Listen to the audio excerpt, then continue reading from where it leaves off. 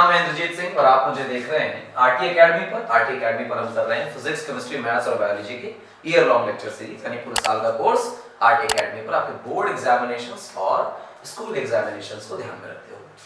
Class 12 की बारी है। हम कर रहे हैं इलेक्ट्रोमैग्नेटिक इंडक्शन, एक बहुत ही कमाल का चैप्टर ईएमआई। ध्यान रखेंगे रिड्यूस्ड हिस्सा नहीं पढ़ना है, जो सिलेबस में है वो पढ़ना है, उस पर फोकस करना है। ये बहुत बड़ा चैप्टर है, बहुत सारे कॉन्सेप्ट्स होते हैं, लेकिन हम उसमें से उतना ही पोर्शन पढ़ेंगे जितना पोर्शन हमारे सिलेबस में है।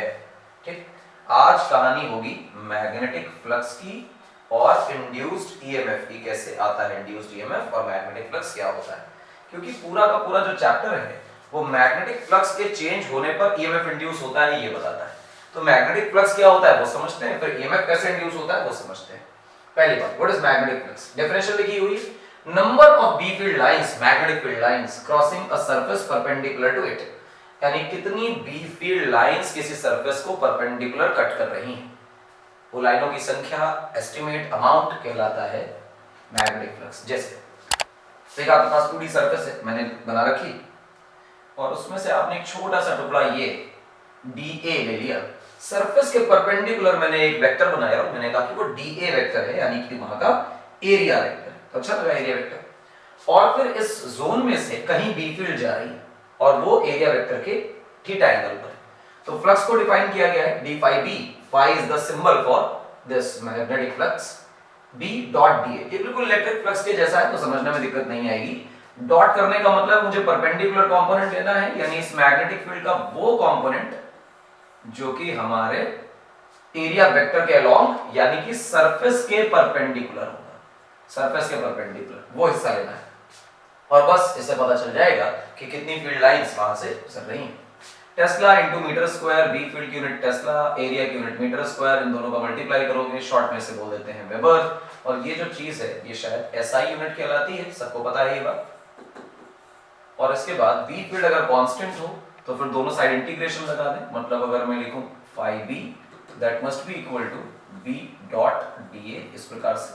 और अगर बी फील्ड कांस्टेंट है तो कांस्टेंट होने पे बी फील्ड इंटीग्रेशन के बाहर आ जाएगी, तो DA का इंटीग्रेशन बेसिकली टोटल एरिया बन जाएगा। It will turn out to be B dot A, वो आपके सामने लिखा हुआ है B डॉट A। क्योंकि आपको दिखाई दे रहा है कि यहाँ पर डॉट प्रोडक्ट लगा हुआ है, तो डॉट प्रोडक्ट से निकल कर आने वाली जितनी भी क्वांटिटीज होती हैं वो सारी क्वांटिटीज जो होती हैं स्केलर होती हैं। इस वजह से हम कहेंगे कि ये scalar quantity, phi B is a simply scalar quantity. ठीक है, यूनिट भी पता चली, सब हम रखते हैं। एक सर्कुलर डिस्क हॉरिजॉन्टली रखी, बी फील्ड निकल रही है, उसका अमाउंट B, रेडियस है डिस्क की R, 53 डिग्री एंगल पर हमारे पास बी फील्ड। तो बताइए कि फ्लक्स कितना है? तो फ्लक्स जब मैग्नेटिक लिखोगे तो हमेशा लिखोगे बेटा B dot A, constant field दिया तब यही फॉर्मूला लगा लेंगे, तो आप इसको लिखेंगे B into A into cos theta. आप देखेंगे तो B की वैल्यू B है, डिस्क टाइप की चीज है, तो पाई R स्क्वायर उसका एरिया बनेगा। कॉस और थीटा दिया हुआ है बेटा 53, जैसे ही आप लगाएंगे 53 ये आंसर गलत हो जाएगा। हमारे पास B into pi R square into cos of 37, ये हमारा करेक्ट आंसर होगा। करेक्ट आंसर होने के कई कारण हैं, सुने गौर से। आपने यहां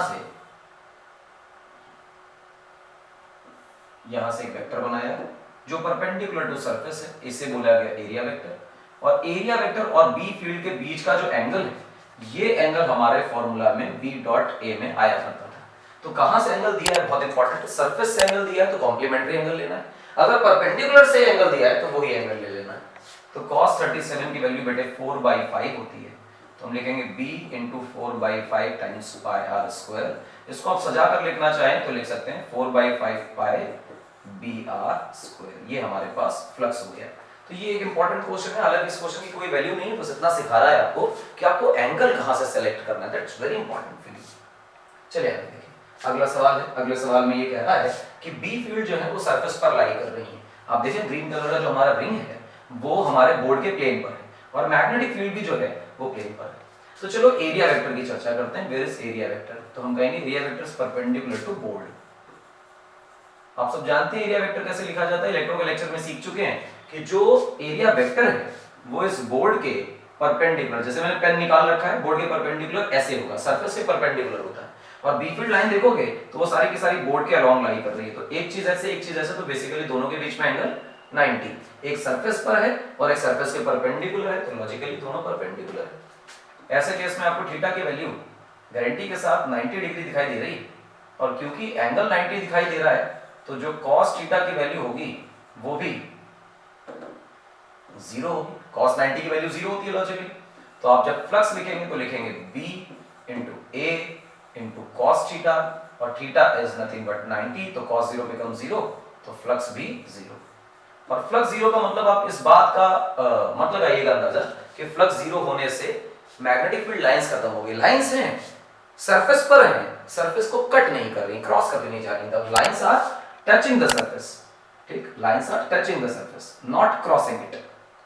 तो लाइंस जो हैं वो सरफेस पर हैं, सरफेस को कट करके अंदर बाहर नहीं जा रही हैं, ये नहीं हो रहा है, ये बहुत इंपॉर्टेंट है। तो फ्लक्स का मतलब उन लाइनों से है जो सरफेस को उसके परपेंडिकुलर कट करके आर पार हो जाएं। जो सरफेस पर लाई करें वो हमारे लिए लाइंस नहीं है, या लाइंस तो है लेकिन वो हमारे लिए फ्लक्स के कंट्रीब्यूशन में नहीं आएंगी। आइए देखिए अगला एक सवाल। एक स्क्वायर शीट है जिसकी लंबाई भी l है, चौड़ाई भी l है, और बी फील्ड उससे परपेंडिकुलर पास हो रही है, और आपको इस डायग्राम में सारा कुछ परपेंडिकुलर ही दिया गया है। और if I think area vector बनाया जाए तो आपको दिखाई देगा कि एरिया वेक्टर तो तय बात है कि सरफेस के परपेंडिकुलर ही होने वाला है। मुझे जो एंगल चाहिए वो ना सिर्फ सरफेस से चाहिए, बिल्कुल गलत बात है, सरफेस से नहीं चाहिए, मुझे एंगल चाहिए एरिया वेक्टर से, बी फील्ड का। ध्यान करो फ्लक्स का फॉर्मूला क्या था, बी डॉट ए, और इस बी डॉट ए को क्या बना रहे थे, बी इंटू ए इंटू कॉस थीटा। इस थीटा को बेटा अगर तुम बहुत गौर से देखोगे तो तुम पाओगे कि थीटा की वैल्यू 0 डिग्री। 0 क्यों है, क्योंकि ये जो चीज है ये एक्चुअली एंगल है, angle between B field and area vector. B field vector और एरिया वेक्टर के बीच का एंगल है। बी फील्ड आपको दे रखी है, एरिया वेक्टर भी सरफेस के परपेंडिकुलर होता है, तो दोनों एक ही दिशा में हो गए, और जब दोनों एक ही दिशा में हो गए तो गिवन केस के अंदर जो थीटा की वैल्यू बेटे वो 0 डिग्री है। अगर थीटा 0 है तो फिर हम कह रहे होंगे कि b इंटू ए इंटू कॉस 0 डिग्री ये हमारे पास मैग्नेटिक फ्लक्स है। b की वैल्यू b ही दी है, एरिया की जगह हम l स्क्वायर लिख लेंगे, cos 0 की जगह 1 लिख लेंगे, तो bl स्क्वायर ये हमारे लिए फ्लक्स हो गया। दिमाग में रखें मैंने 3 केस कराए हैं, एक परपेंडिकुलर का इसमें थीटा 90 है, एक अलोंग द एरिया वेक्टर का इसमें थीटा 0 है, और एक ऑब्लिक बी फील्ड का कराया है और उसमें ट्विस्ट करके एंगल एरिया वेक्टर से ना देकर के सरफेस से दे दिया था। इन 3 सवालों में आपको एंगल की पूर्ण जानकारी मिल जानी चाहिए, आप इससे एक्सट्रैक्ट करें, मैंने दी है पूरी तरह से। और इन 3 सवालों को सिर्फ सवालों की तरह मत देखें, इस इंफॉर्मेशन की तरह देखें, और ये माइंड को जगाने वाली चीज की तरह देखें कि हमेशा कॉशियस होकर एंगल देखना है। एंगल ऐसे देखना है कि वो एरिया वेक्टर और बी फील्ड के बीच रहे, सरफेस से ना लिया। और अगर एरिया वेक्टर बना नहीं है तो सरफेस के परपेंडिकुलर एरिया वेक्टर बनाकर एंगल के बारे में विचार करें, अन्यथा आंसर नहीं आएंगे। खैर, ये सवाल के बाद अगले सवाल की चर्चा करते हैं। हमारे पास बी फील्ड दे रखी है, एरिया वेक्टर दे रखा है, कह रहा है फ्लक्स के बारे में जानकारी दो। आपको दिख रहा है कि B field is a constant, area vector is also a constant, क्योंकि सारी कांस्टेंट टर्म्स लिखी हैं वो आईजे के कैप में है। तो हम जानते हैं कि मैग्नेटिक फ्लक्स को लिखा जा सकता है B डॉट ए इस तरह से, और उसके बाद अगर हम मैग्नेटिक फ्लक्स को देखें तो उसकी वैल्यू डालेंगे 2i cap plus 4j cap minus 6k cap इस तरह से, और फिर डॉट लगाएंगे, एरिया वेक्टर लिखेंगे 6i cap minus 2j cap minus 7k cap इस तरह से, ठीक है। और अब आप देखें तो इन दोनों का मल्टीप्लाई करें, आप जानते हैं कि i का i से, j का j से, k का k से, इस तरह से मल्टीप्लिकेशन होता है। 2 का 6 से करेंगे तो 12 आएगा, प्लस 4 का 2 से करेंगे तो माइनस 8 आएगा, माइनस 6 माइनस 7 तो वो प्लस हो जाएगा, 6 7 42। आप देखें तो ये 42 और ये 12 मिलके बन गया बेटा 54 माइनस 8, शायद मेरे पास आंसर 46 वेबर आता हुआ दिख रहा है। क्लियर है मेरी बात? एकदम आसान सवाल। तो ऐसे सवाल भी आपके बोर्ड एग्जामिनेशन से पूछे जाएं, कोई बड़ी बात नहीं, आराम से आते हैं। अपनी भाई को देखोगे इस तरह के क्वेश्चंस मिल जाएंगे, कोई बड़ी बात नहीं। चलो आगे अगला सवाल, रिपीट टेलीकास्ट मैंने प्रैक्टिस के लिए दिए हैं आपको। बी फील्ड का फ्लक्स का फॉर्मूला है B field dot area vector. B field है 4i कैप प्लस 3 जे कैप, जहां कुछ नहीं वहां शून्य है, जिसका कोई नहीं उसका ईश्वर, लगा दीजिए 0। एरिया वेक्टर है -4i cap plus 7j cap minus 6k cap. और इसके बाद अगर आपको डॉट करना आता है तो आप i से i का, j से j का, k से k का डॉट कर दें। और उसके बाद आप कहें 4 4 जा 16, 3 7 जा 21, और 0 का करोगे तो वो 0 ही बनने वाला है, तो लॉजिकली वो k का करना भी नहीं था। और अगर आप इसको माइनस करेंगे तो शायद 5 वेबर्स के आसपास का आंसर आपका बनने वाला है, तो ये आपका 5 वेबर बन गया। इस तरह से आप डॉट कर सकते हैं। चलिए देखिए, फैराडेज सेकंड लॉ पे आते हैं। फैराडेज सेकंड लॉ कहता है कि ईएमएफ का फॉर्मूला जो है वो d∅/dt होता है। माइनस साइन लगाने का मतलब ये है कि वो सिर्फ करंट की डायरेक्शन को अंदाजा देने वाला है कि वो कहां आने वाली है। चाहे तो साइन के साथ निकालें और चाहे तो न निकालें, कोई फर्क नहीं पड़ता। मान लीजिए सवाल इस तरह आते हैं, पीवाईक्यू में देखेंगे मिलेंगे क्वेश्चन, और आपके बुक्स में बहुत सारे एक्सरसाइज में क्वेश्चन होंगे जहां पे लिखा होगा 2t² + 3t - 2। ये है हमारा फ्लक्स। कह रहा है कि find EMF induced at 4 seconds. 4 second में कितना EMF इंड्यूस होगा। एट 4 सेकंड पूछा है। एट 4 सेकंड बहुत इंपॉर्टेंट है, आप ये पकड़ के चलिए कि ये एट 4 सेकंड जो शब्द है ये सबसे इंपॉर्टेंट है, क्योंकि जब एट बोला जाएगा तो आपके दिमाग में वैल्यू आएगी इंस्टेंटेनियस। कौन सी आएगी? इंस्टेंटेनियस। और ये इंस्टेंटेनियस वैल्यू जो होगी एक काम की, जब इंस्टेंटेनियस वर्ड आता है तो हम डिफरेंशिएशन लगाते हैं। और डिफरेंशिएशन लगाने का मतलब क्या है बेटा, गौर से देखिए। हम कहेंगे ईएमएफ का फॉर्मूला क्या, तो तुम कहोगे -d∅/dt। माइनस ऐसे ही रहा और हमने d/dt किया, और flux as a function of time मुझे दे रखा है, मैंने वैल्यू पुट कर दी इस तरह से। माइनस यही रहा, बाहर कर लीजिए minus, d/dt of 2t² plus d/dt of 3t minus d/dt of 2। इस प्रकार से हमने काम कर लिया, डिस्ट्रीब्यूट करा लिया बेसिकली, और कुछ नहीं। 2 बाहर, d/dt ऑफ t² प्लस 3 बाहर, d/dt of t minus d/dt of 2। इस तरह से आप देखें ये डिफरेंशिएशन शून्य चला जाएगा, और शून्य जाने के बड़े अच्छे निराले कारण हैं, क्योंकि कांस्टेंट का डिफरेंशिएशन 0 होता है। इसकी पावर 1 है तो लॉजिकली इसकी वैल्यू 1 ही बनने वाली है। dt/dt इज नथिंग बट 1, तो ये 2 है। पावर बेटा मल्टीप्लिकेशन में बाहर आएगी तो 4 हो जाएगी, और फिर एक पावर घट भी जाती है तो t की पावर 2 का t की पावर 1 बन जाएगा। इस तरह से आप ब्रैकेट को बंद करेंगे और बाहर माइनस साइन जो चल रहा था वो चलने देंगे। हमारे लिए आंसर आता है मेरे बच्चे 4t + 3। ये हमारे लिए EMF as a function of time निकल आता है। आपके पास EMF as a function of time आ गया, तो आप जरा 4 सेकंड्स पर निकाल कर बताइए कि EMF कितना है। आप कहेंगे EMF at 4 seconds is nothing but -4 × 4 + 3 -16 + 3 comes out to be -13 weber. ये EMF एट 4 सेकंड्स का केस निकल कर आ रहा है। समझ पाए? एकदम आसान सरल तरीका। इंस्टेंटेनियस EMF निकालने के ये सबसे सरल तरीकों में से एक है, आसानी से आपको आने चाहिए। ये मैंने आज लगभग आपको 6-7 क्वेश्चन कराए हैं, और ये 6-7 क्वेश्चन एक क्लास भर के, ये डिटेल में अगर आप इन्हें देखें तो ये हल्के सवाल नहीं है। आपको ये सवाल पूरी तरह से समझ आने चाहिए, और आप इन्हें डाइजेस्ट करेंगे तो आप मानकर चलेंगे 50% ऑफ द क्वेश्चंस आपकी किताब के जो EMF के इंडक्शन पे बेस्ड हैं वो लग जाएंगे। इसके अलावा जो मोशनल EMF का एक कॉन्सेप्ट है वो थोड़ा सा बच जाएगा। तो मैं आपको एक चीज और बताता हूँ। देखिए, मान लीजिए कि आपके पास एक कॉइल है, 2 मिनट का ही मेरे पास टाइम बचा है। मैं बहुत ज्यादा आज पढ़ाने के मूड में भी नहीं हूँ, क्योंकि ये कॉन्सेप्ट अपने आप में बहुत भारी है। अगर आप इस वीडियो को ठीक से देखें और इसके बाद इसकी प्रैक्टिस करें तो आपको कम से कम 30-40 सवाल आपकी किताब में मिल जाएंगे जो मैं कॉन्सेप्ट दे रहा हूँ उतने के। ये मान लीजिए कुछ है, और इससे कुछ बी फील्ड जा रही है अंदर की तरफ, perpendicular to the plane whatever, और वो बी फील्ड जो है फंक्शन ऑफ टाइम है। ठीक है, तो फ्लक्स भी बदल रहा होगा। जी हाँ, बिल्कुल फ्लक्स बदल रहा है। तो EMF कितना इंड्यूस हो रहा है, तो तुम कहोगे -d∅/dt। यही तो EMF है, बिल्कुल। मैं कहूंगा कितना करंट इंड्यूस हो रहा है, तो तुम कहोगे EMF upon resistance of the coil. बात तो सही। और EMF को तो तुम जानते हो कि -d∅/dt होता है। बिल्कुल सच है, डिवाइडेड बाई आर। ये क्या बन गया? ये बन गया इंड्यूस्ड करंट। इंड्यूस्ड करंट उस रेजिस्टेंस के दम पर डिपेंड करता है। बात तो सही है।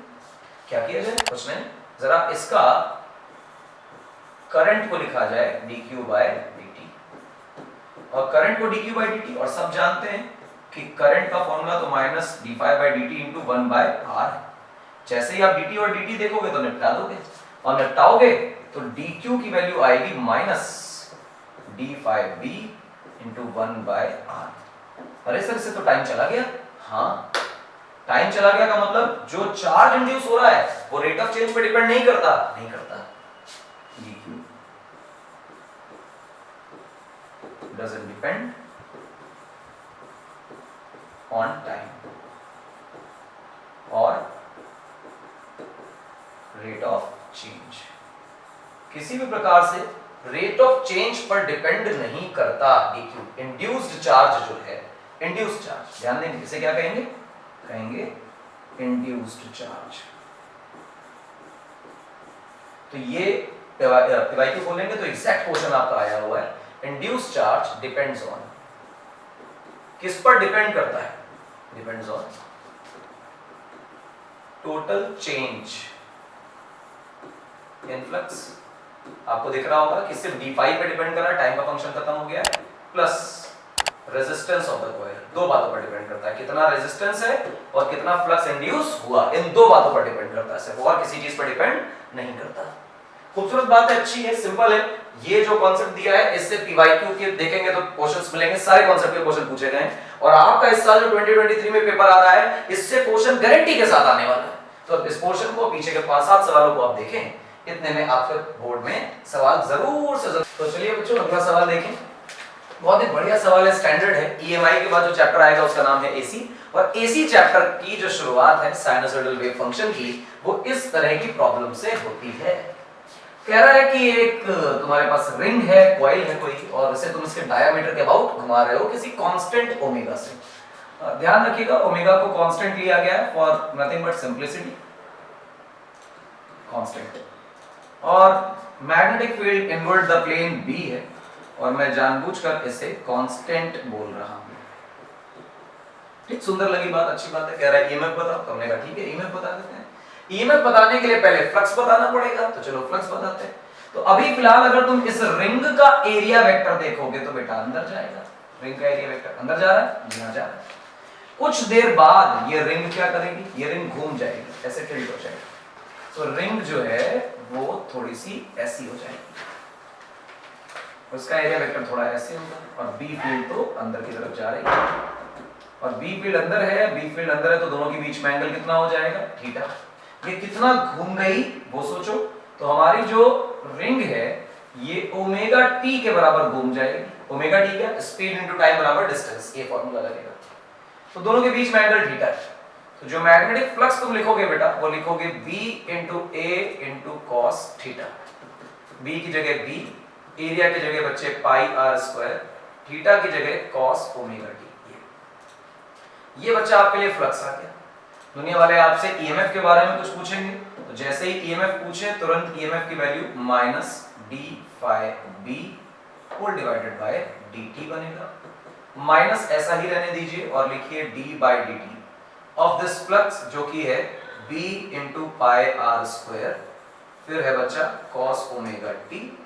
आप इसमें से b पाई आर स्क्वायर को बाहर ले लें तो फायदा ये होगा क्योंकि कांस्टेंट है तो डिफरेंशिएशन के बाहर हो ही जाएंगे, तो लिखा गया cos ओमेगा t। आप जानते हैं कि cos थीटा का जो डिफरेंशिएशन है वो है माइनस साइन थीटा, तो माइनस साइन ओमेगा टी, और क्योंकि अंदर t नहीं है ओमेगा t है तो इसका ओमेगा कांस्टेंट बाहर आ जाएगा मल्टीप्लिकेशन में। This minus will get cancelled out with this minus, तो ये बना b, फिर बना पाई, फिर बना ओमेगा, और यहाँ बना आर स्क्वायर, और फिर फंक्शन बना साइन ओमेगा टी। ये मेरे बच्चों EMF निकल आया। स्टैंडर्ड प्रॉब्लम है, और यही वो वेव फंक्शन है जिसकी लाइट हमारे घरों में आया करती है, sinusoidal wave function. Circular path में अगर हम इसको घुमाएंगे तो फिर इस तरह का वेव फंक्शन बनेगा। अब क्या करते हैं AC चैप्टर में वो बताता हूं आपको। AC चैप्टर के अंदर किया जाता है कि जो टर्म पूरा लिखा हुआ है इसे लिख देते हैं E0 sin ओमेगा टी। और इस E नॉट को कहा जाता है पीक वैल्यू। क्या कहते हैं? Peak value. अब कोई कहेगा पीक वैल्यू का क्या मतलब? गौर से देखो, ये सारी चीजें कांस्टेंट है, तो E नॉट तो कांस्टेंट हुआ, बाद में है sin omega T. sin omega T की मैक्स वैल्यू तो 1 होती है, तो इसका मतलब 1 होने के बाद ईएमएफ की जो सबसे बड़ी वैल्यू हो सकती है वो E नॉट हो सकती है, वैसे पीक वैल्यू बोलते हैं। एक खूबसूरत अच्छा प्यारा प्रॉब्लम है जो आपको आना चाहिए। अगला प्रॉब्लम कर लेते हैं। बी फील्ड है, टाइम एंड स्पेस के साथ कांस्टेंट है, बस इतना मान लीजिए कि जो मैंने दो बाउंड्रीज आपको दे रखी है, बी फील्ड सिर्फ इसके अंदर है, इसके बाहर नहीं है। अब अगर मैं आपको कहूं कि बताइए तीन केसेस में कब कॉइल में ईएमएफ जनरेट होगा, कब नहीं होगा। कॉइल है, इस फील्ड के जोन के अंदर आ रही है, अंदर चल रही है और बाहर निकल रही है। तो गौर से देखो, इस जोन में यहां पर बी फील्ड है और इस जोन में बी फील्ड नहीं है। जब ये आगे जाएगा तो ये वो एरिया इफेक्टिव है जहां पर बी फील्ड मौजूद है। जैसे जैसे ये आगे जाएगा वैसे वैसे जोन बढ़ता चला जाएगा, तो आपको लगेगा कि आपकी कॉइल के अंदर जो फ्लक्स का अमाउंट है वो बढ़ता जा रहा है। तो हम कहेंगे इस केस में अंदर की तरफ आ रहा है कॉइल, तो फ्लक्स इज गेटिंग इंक्रीज्ड, और फ्लक्स इंक्रीज हो रहा है तो ईएमएफ है, टिक मारा जाए कि है भाई ईएमएफ इंड्यूस होगा। यहां पर चाहे इस कॉइल को ऊपर नीचे कहीं भी घुमाओ, जितना फ्लक्स गुजर रहा है उतना ही गुजरेगा, मैग्नेटिक फील्ड बदल नहीं रही है और पूरे के पूरे लूप से फ्लक्स अंदर जा रहा है, तो आप कहेंगे कि फ्लक्स में किसी प्रकार का कोई चेंज नहीं है, इसलिए यहां पर किसी प्रकार का ईएमएफ नहीं है। ये बाहर आ रहा है, ये वो जोन है जहां पर बी फील्ड है, और जैसे जैसे ये बाहर आएगा ये जोन कम होता जाएगा, तो फ्लक्स कॉन्टिन्यूअसली डिक्रीज होता जाएगा, तो ईएमएफ तो रहेगा नॉन जीरो। हाँ, एक बात ध्यान दें, यहां पर फ्लक्स बढ़ रहा है, तो बढ़ने की वजह से ईएमएफ जैसा आएगा, करंट जैसा प्रोड्यूस होगा, घटने की वजह से उसका जस्ट ऑपोजिट आएगा। तो अगर यहां क्लॉकवाइज करंट है तो यहां एंटी क्लॉक है, यहां एंटी क्लॉक है तो यहां पर क्लॉकवाइज करंट है। इस बात को दिमाग में स्टेबल रखना है। हाँ, क्लॉकवाइज आएगा, एंटी क्लॉकवाइज है, एग्जैक्ट क्या आएगा वो लेंस लॉ जब सिखाएंगे डिटेल में तो वहां बताएंगे। फिलहाल ये दूसरी प्रॉब्लम है और एक बहुत खूबसूरत प्रॉब्लम है, करनी है। ठीक, आगे देखिए। एक प्रॉब्लम और है, मैंने इस तरह की प्रॉब्लम आपको दी थी एक बार, लेकिन मैं चाहता हूं कि प्रॉब्लम दोबारा करें, क्योंकि हमने एट का केस किया था, इन का केस नहीं किया था। एट जब भी शब्द इस्तेमाल हो तो आपके दिमाग में सेटलमेंट आना चाहिए इंस्टेंटेनियस वैल्यूज का, और जब इन वर्ड का इस्तेमाल हो तो आपके दिमाग में सेटलमेंट आना चाहिए एवरेज के केस का। ठीक है ना? तो मैं सबसे पहले सेकंड पार्ट को करता हूं, क्योंकि ये पार्ट हम पहले कर चुके हैं। ईएमएफ का फॉर्मूला है minus D phi B by D T, time derivative of the magnetic flux, minus बाहर गया, D by D T of what? Flux का फॉर्मूला आपके पास लिखा है, that is 3t square minus 2t। आप इसको डिस्ट्रीब्यूट करा लीजिए, ब्रैकेट रहने दीजिए, d by dt of t square, बच्चा 3 बाहर, माइनस 2 बाहर, और d by dt of t। आप पाएंगे कि ईएमएफ की वैल्यू क्या आ रही? माइनस बाहर है। जब इसका डिफरेंशिएट करोगे t स्क्वायर का तो 2 बाहर आ जाएगा, मल्टीप्लिकेशन में 6 बन जाएगा, और पावर 2 से 1 कम होकर के 1 बन जाएगी। माइनस 2 dt का डिफरेंशिएशन 1, सबको पता है। ईएमएफ की वैल्यू बन गई बच्चा माइनस 60 प्लस 2, ये ईएमएफ है as a function of time. और अगर आप 2 सेकंड पे ईएमएफ पूछते हैं तो minus 6 into 2 plus 2, minus 12 plus 2, that is minus 10 volt. Minus का मतलब जीरो से छोटा नहीं है, बेसिकली बस वो ये बताने की कोशिश कर रहा है कि करंट किस डायरेक्शन में फ्लो कराने की कोशिश करेगा हमारा ईएमएफ, इससे ज्यादा नहीं। First part is very gentle, पूछा जाता है, बोर्ड के लिए इंपॉर्टेंट है और आएगा। देखिए बच्चा, जब हमसे एवरेज के बारे में बात करेगा तो एवरेज के अंदर इनिशियल फाइनल वैल्यूज लिखी जाती। तो आइए देखिए क्या करेंगे। हमारे लिए ई एवरेज का फॉर्मूला होगा flux at 2 seconds minus flux at 0 seconds whole divided by 2 seconds. Final time पर कितना फ्लक्स है, इनिशियल टाइम पर कितना फ्लक्स, उनका difference is the total flux change divided by total time. तो चलो फाई एट 2 सेकेंड्स करो, तो चलो फाई एट 2 सेकेंड्स निकाल लेते हैं। ये पहला प्रॉब्लम, 3 इंटू 2 का स्क्वायर माइनस 2 इंटू 2, तो अब देखेंगे लिखा जाएगा 3 इंटू 4 माइनस 4, तो ये बना 12 माइनस 4, दैट इज 8 वेबर। तो इजी है, आप जल्दी कर सकते हैं, मैं जो तो सब कुछ लिख के दिखाना है। 0 सेकंड्स पे कितना फ्लक्स होगा, टाइम का फंक्शन है, कोई भी कांस्टेंट वैल्यू नहीं है तो फ्लक्स तो 0 ही आने वाला है लॉजिकली। आप एवरेज वैल्यू निकालने के लिए फिर इस फॉर्मूले में वैल्यूज पुट कर दीजिए। 8 वेबर फाइनल है, इनिशियल 0 है, डिवाइडेड बाय टोटल टाइम 2, तो 8 डिवाइडेड बाय 2 हमारे पास आंसर आ रहा है 4 वोल्ट। तो एवरेज ईएमएफ जो इंड्यूस हो रहा है वो 4 वोल्ट का है और 2 सेकंड्स पर इंस्टेंटेनियस ईएमएफ जो है वो 10 वोल्ट का है। ये सेटलमेंट दिमाग में रखें। मैंने हर पॉसिबल वैरायटी आज के लेक्चर में कवर कर ली है। अब जो चीज आ सकती है वो जेईई मेंस और एडवांस के लेवल के क्वेश्चंस आ सकते हैं। बोर्ड में जो कुछ पूछा जा सकता है इस एक सेशन में, जो क्वेश्चंस मैंने कराए इसके बाहर कुछ भी नहीं जाएगा। हाँ, एक प्रॉब्लम सेशन आपको हम जरूर देंगे जिसमें बहुत सारी प्रॉब्लम से आपकी प्रैक्टिस जरूर करा देंगे ताकि सवाल कैसे बनने हैं वो आपको भी आ जाए। क्लियर? ये 3 सवाल और मैंने कराए हैं, शुरुआत में बहुत सारे और कराए थे। इन 3 एडिशनल क्वेश्चंस के साथ आज का लेक्चर यहाँ पर ओवर करते हैं, कहानी को खत्म करते हैं। आज का लेक्चर बहुत इंपॉर्टेंट है, जोरदार इंपॉर्टेंट है। अगर आज का लेक्चर आपने अपने अंदर किसी भी तरह से सेटल कर लिया तो आप मानकर चलिए तो आपका कुछ भी गलत नहीं होने वाला ईएमआई के अंदर। 2 बातें बचेंगी, 2 बातें करेंगे बाद में और थोड़ा बहुत इंडक्शन वगैरह सीख लेंगे इस सीरीज में। क्लियर? आरटी एकेडमी पर हम पढ़ रहे हैं। मेरा नाम इंद्रजीत सिंह है, फिजिक्स का पूरा कोर्स आपको पढ़ा रहा हूं। पूरे साल का कोर्स देखने के लिए हमें फॉलो करते रहिए। बोर्ड एग्जामिनेशंस की तैयारी करा रहे हैं, भटका नहीं रहे हैं इधर उधर, और फॉलो करते रहे। अच्छा लगेगा। ईएमआई के अगले लेक्चर में इंडक्शन वगैरह के केसेस करेंगे। Till then, thank you.